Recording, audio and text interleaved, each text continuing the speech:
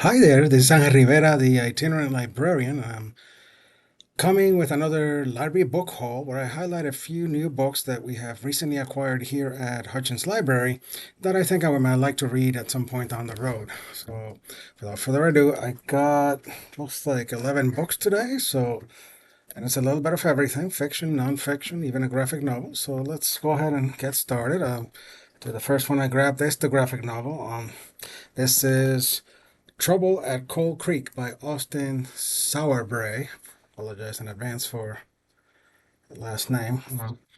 And this is the novel that tells the story of the 1891 Coal Creek War, a cross-racial struggle to abolish the convict leasing system in Tennessee. Um, let me highlight a little bit of the art. See if I can. Let's pretty the art style they got going.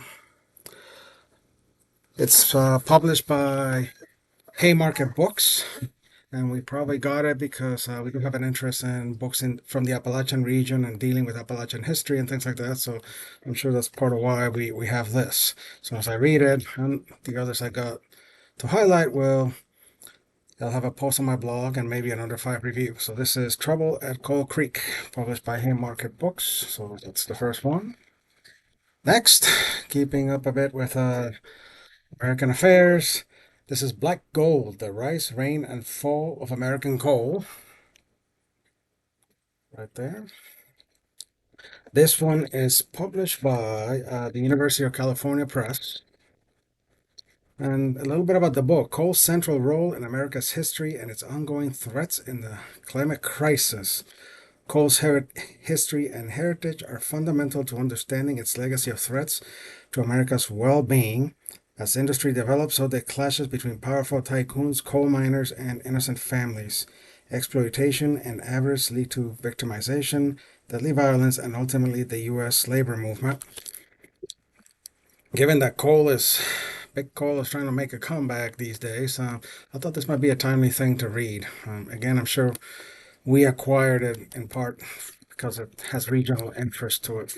That's what Okay, so again, the book is Black Coal, published by the University of California Press, but written by Bob Weiss, or Wyss, W-Y-S-S, right there.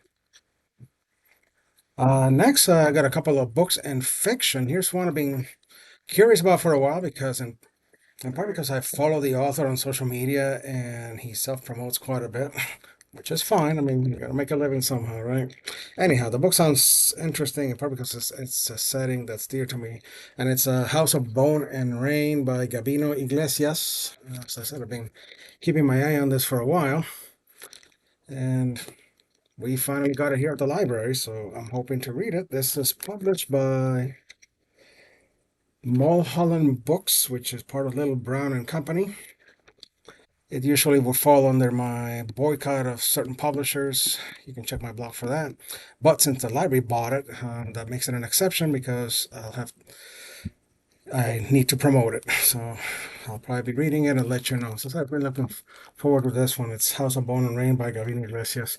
Staying with fiction a little bit more. This is one that I was just intrigued about. The minute I saw the title, I was like, yeah, that sounds interesting. The book is Chicano Frankenstein by Daniel A. Olivas. There it is. This is basically a modern retelling of Mary Shelley's Frankenstein. An unnamed paralegal brought back to life through a controversial process maneuvers through a near future world that both needs and resents him. As the United States president spouts anti reanimation rhetoric and a giant pharmaceutical company rakes in the profits, the man falls in love with lawyer Faustina Godinez. His world expands and he meets her network of family and friends, setting him on a course to discover his first life history, which the reanimation process erased. It has elements of science fiction, horror, political satire, and romance. Chicano Frankenstein confronts our nation's bigotries and the question of what it truly means to be human. This actually sounds pretty intriguing. The book again is Chicano Frankenstein by Daniel A. Olivas. It is published by Forest Avenue Press. All right, let's get back to some nonfiction. This seems timely for the times we're in. It's called Practical Radicals: 7 Strategies to Change the World by Deepak Bhargava and Stephanie Lucci. There it is, right there. How do underdogs facing far stronger opponents sometimes win? In the tradition of Sololinsky's Rules for Radicals, which I have read, and Sun Tzu's The Art of War, which I have also read, the author's Practical Radicals offers winning strategies, history, and a theory for a new generation of activists. It is based on interviews with organizers and combines the hard-earned wisdom of our movement ancestors, the rigorous theory of serious practitioners and academics, and the functional tools organizers need to spring into action. This is a new edition for 2025. I have not read the previous one. I am interested. I have the book is published by the New Press, and I have read a couple of things by the New Press, and always have liked what they have put out. So this may take a while longer. It's a bit on the thick side, but I think it'll be worth it, especially in these hard times. Learning a little bit about what other radicals do might be a good thing for me. So the book is again Practical Radicals: 7 Strategies to Change the World. Next, let's go outside the U.S. for a change. I got here Africonomics: A History of Western Ignorance by Brownwen Everill. Africonomics, right there. It is published by, I think it's also by New Press. A little bit about the book. For centuries, Westerners have tried to fix African economies. From the abolition of slavery onward, missionaries, philanthropists, development economists, and NGOs have arrived on the continent full of good intentions and bad ideas, only for their experiments to invariably go awry, to the great surprise of all involved. Imagine that. The historian argues that these interventions fail and frequently cause harm because they start from a misguided premise that African economies just need to be more like the West. Ignoring Africa's own traditions of economic thought, Americans and Europeans assume a set of universal economic laws they thought can be applied anywhere. And, the West does not know any better than African nations when it comes to running an economy. So this is a concise history of Western economic interventions in Africa. Sounds like this would be a good read to fill a little bit more of my knowledge base. I've always been interested in history, but I'll admit this is something I can read a little bit more on. It's got 8 chapters and about, let's see, once we remove the notes, about 250 pages. So that's not too bad. Hopefully, it shouldn't take me too long to get through this one. So again, the book is Africonomics: A History of Western Ignorance, published also by the New Press. Next, a little more kind of esoteric book. This is Libraries of the Mind by William Marks. A little thing right there. I thought initially it was just another book about libraries, and I'm always a sucker for those, but not quite. It's more about how we build our invisible libraries, more than anything else. The author tells us that libraries are mental realities, and conversely, our minds are libraries. We never read books apart from other texts. We take them from mental shelves filled with a variety of works that help us understand what we're reading. I think that makes sense to me. I do read quite a bit, and very often when I'm reading one thing, I'm making connections to other books I have read, and I remember other texts, and then I apply that to what I'm reading. So yes, this definitely makes sense. And yet the libraries in our mind are not always what they should be. The selection on our mental shelves, often referred to as canon, heritage, patrimony, or tradition, needs to be modified and expanded. Our intangible libraries should incorporate what the author calls the dark matter of literature, the works that have been lost, that exist only in fragments, that have been repurposed by their authors and never written in the first place. That sounds kind of deep. Author suggests methods for recovering this missing literature, but warns us that adding new titles to our libraries is not enough. We also have to adopt new attitudes that honor diversity and otherness in literary works. Okay. As I said, this is more a food for thought kind of book. It has about 100. Once we take out it's only got 3 chapters and about 160 pages. So we'll see how this goes. The book is Libraries of the Mind by William Marks. It is published by Princeton University Press. And then one of my colleagues recommended this. It says children's book. I usually don't read children's books very much, but the art on this looks really nice. And when we got it, it was around Day of the Dead, so this is kind of timely. The book is The Invisible Parade by Leigh Bardugo with art by John Picasso. There it is right there. This is the back cover. I'll just kind of show a little bit of the art because this really is nice. Let me see here. So here we go. Here's a couple of pages. There we go. Show a couple more. Let's see.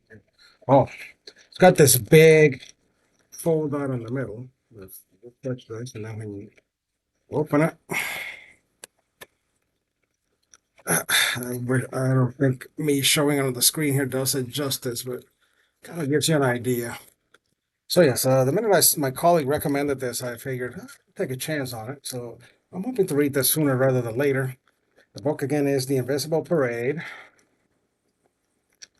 This is published by, I'm not sure. Yeah, it's a little brown book, so technically it would be boycotted, but it's a library acquisition, so there's an exception. All right, three more to go. These are nonfiction. Once in a while, when I see a book on Puerto Rico, on Puerto Rican affairs, I'm interested, and if I can acquire it for the library, I do. So this one is Mi Maria, Surviving the Storm, Voices from Puerto Rico, edited by Ricia Anchansky and Marcy Denesiuk. It is published by Haymarket. This is the cover, Mi Maria. This is a collection of essays. As many of you may know by now, on September 20th, 2017, Hurricane Maria pummeled Puerto Rico for over 30 hours. As brutal as the storm was, the real catastrophe was yet to come. Lack of government support left many in the archipelago without electricity, clean drinking water, food, medical care for months. It's been years later and Puerto Rico is still recovering. This book brings together 17 stories of perseverance and community that ask what it means to be a U.S. citizen in a colonial context, how communities come together in the wake of disaster, and how precarity is exacerbated for those on the front lines of the climate crisis. As I said, it's got 17 essays on it. We'll see how it goes. The book is published by Haymarket Books. It's Mi Maria, Surviving the Storm, Voices from Puerto Rico.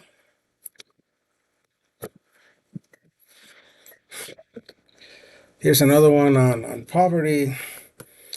I thought this would be kind of interesting because this is not something we often think about. At times on social media, I tend to joke that, I'm probably going to die in a ditch somewhere. Because, the way things are going, whatever you do, please don't call the wee-woo wagon if something happens to me. Just let me die in the ditch with some dignity, right? So, if I do die in a ditch with or without dignity, I might be, too poor to die. The book is Too Poor to Die, The Hidden Realities of Dying in the Margins. When somebody dies indigent, homeless, disenfranchised from society, or without family or friends, there may be no easy path to resting in peace. With over 500,000 people experiencing homelessness in the United States, Too Poor to Die is a timely collection of essays bearing witness to today's disparities in death and dying faced by some of society's most vulnerable and marginalized. It kind of makes you think, what happens if you die and you're too poor to, have a funeral or anybody can pick you up or claim you? So, I've heard of potter's fields, right? I'm sure some of my viewers have heard of that as well, but it's probably just not as easy as that. So when I saw this, I figured, I should probably pick this up. The book is Too Poor to Die, The Hidden Realities of Dying in the Margins by Amy Shea, with a foreword by Gillian Olmsted. It is published by Rutgers University Press. And the last but not least, a little something in popular culture. I'm sure folks who like shows like, I don't know, Breaking Bad or Narcos or things like that might be interested in something like this. The book is Narcomedia, Latinidad, Popular Culture, and America's War on Drugs. Nice little cover art there, by the way. If there's an enemy in the war on drugs, it is people of color. That's the lesson of 40 years of cultural production in the United States, from Scarface To Miami Vice, to Narcos, to Better Call Saul, and from social media to gritty memoirs, popular culture continually positions Latinos as an alien people who threaten the U.S. body politics with drugs. Jason Ruiz explores the creation and endurance of this trope, its effects on Latin Americans and Latinx people, and its role in the cultural politics of the war on drugs.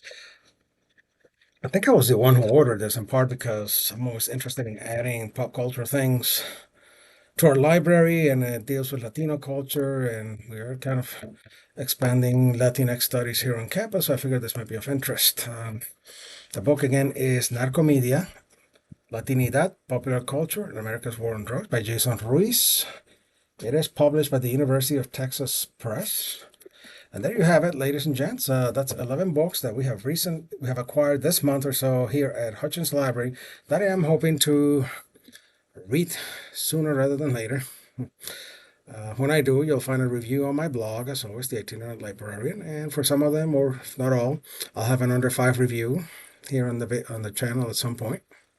If you stuck with me so far, I appreciate it. Thank you for watching. In the words of Walter Mercado, mucha paz, mucho amor. Thank you. If you like the stuff, hit the like button. If you want to see more of it, hit the subscribe button.